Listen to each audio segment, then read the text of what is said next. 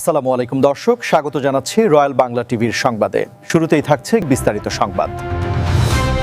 আগামী ত্রয়োদশ জাতীয় সংসদ নির্বাচনকে সামনে রেখে নারায়ণগঞ্জ ২ আসনে ধানের শীষের প্রার্থী নজরুল ইসলাম আজাদের পক্ষে ব্যাপক নির্বাচনী প্রচারণা চালিয়ে যাচ্ছেন ২৫০০ উপজেলা গোপালদী পৌরসভার ৭ নং ওয়ার্ড বিএনপির সভাপতি শামসুদ্দিন। প্রতিদিনই তিনি বিভিন্ন এলাকায় গণসংযোগ, পথসভা ও মতবিনিময় সভার মাধ্যমে ভোটারদের কাছে নজরুল ইসলাম আজাদের নির্বাচনী সালাম পৌঁছানোর চেষ্টা করছেন।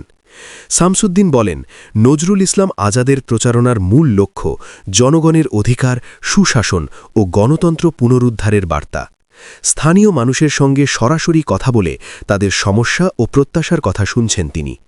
বিশেষ করে তরুণ সমাজ ও সাধারণ ভোটারদের মধ্যে তার প্রচারণা বেশ সাড়া ফেলেছে বলে জানিয়েছেন স্থানীয় নেতাকর্মীরাও। আগামী জাতীয় সংসদ নির্বাচন নারায়ণগঞ্জ ২-২৫০০ ৭ জন এমপি প্রার্থীকে বাছাই করে আজকে আমরা নজরুল ইসলাম আজাদ ভাইকে ধানের শীষ মার্কায় মনোনয়ন দিয়েছে ভারপ্রাপ্ত চেয়ারম্যান তারেক রহমান।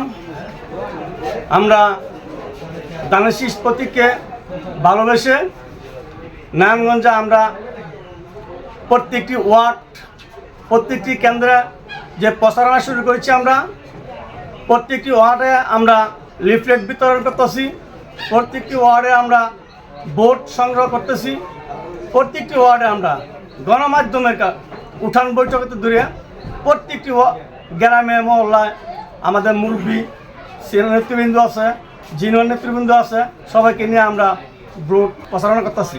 তো আশা করি আমরা আল্লাহর রহমত ৭ জন প্রার্থীকে বাছাই করে ইনশাআল্লাহ আমরা নজরুল ইসলাম আজাদ ভাইকে বিপুল ভোটে জয়যুক্ত করে সংসদে ধানের শীষ প্রতীককে দিয়ে ইনশাআল্লাহ আল্লাহর রহমতে আমরা এমপি হিসাবে পাঠাবো। এই হলো আমাদের আশাবাদী। আমরা বিগত সময় আমাদেরকে এই ১৭টি বছর স্বৈরাচারী সরকার আমাদেরকে অনেক জ্বালা যন্ত্রণা করছে। আমাকে ৬টি মামলা দিয়েছে,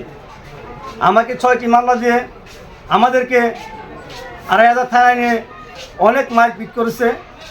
আমাদেরকে আমার ৩টে আঙ্গুলও অনেক ক্ষয়ক্ষতি করেছে। আশা করি আল্লাহর রহমতে যে ৫ই আগস্টের পরে স্বৈরাচার সরকার পালিয়েছে, আমার মনে হয় আগামী ভবিষ্যতে এই স্বৈরাচার সরকার আর বাংলাদেশে কোনো দিন আসতে পারবে না। আমরা ধানের শীষকে ভালোবাসি, ধানের শীষকে ভালোবেসেই আমরা এতটুকু আগে আসছি। আমরা ধানের শীষকে নিয়ে ইনশাআল্লাহ বাংলাদেশ আমরা জয়যুক্ত করব, এই আশা ব্যক্ত করে আমার আলোচনা করব। আসসালামু আলাইকুম ওয়া রাহমাতুল্লাহ।